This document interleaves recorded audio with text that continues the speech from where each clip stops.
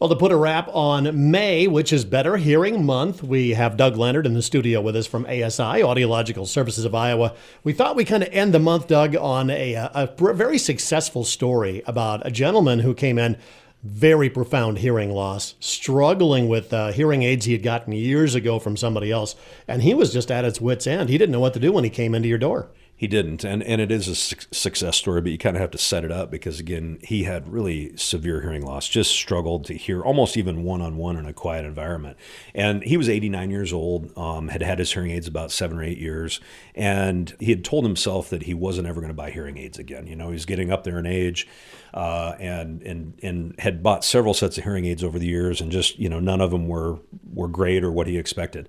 And so he had never had a hearing test, though. So we did a complete diagnostic evaluation on him, like we kind of talked about a few weeks ago on Sound Advice.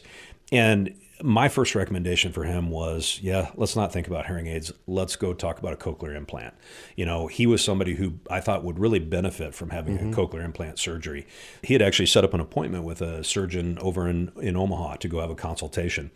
You know, but he said in the interim, you know, it was going to be a month and a half for that. And he said, isn't there anything we can do with hearing aids? And the beauty of most modern hearing aids anymore is we can do demos with them. And so we visited about what was important to him. You know, he was struggling hearing at church. He couldn't hear on the phone, couldn't hear his friends when he was going to drink coffee, and he couldn't hear his wife.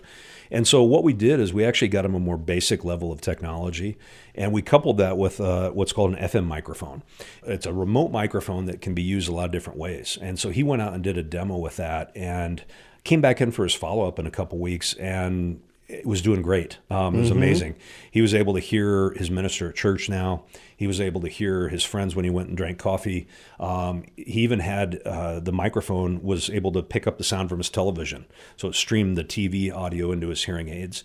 And then with all modern hearing aids, they're Bluetooth compatible. So we were able to pair his hearing aids with his phone. He was able to visit with his son and just had an amazing experience. Yeah, it literally covered all of the basic areas of his life that he wanted back. Yeah, and you know, he did make a point. You know, he's 89 years old, and he wasn't excited about surgery, but if that was his only option, that's what he thought.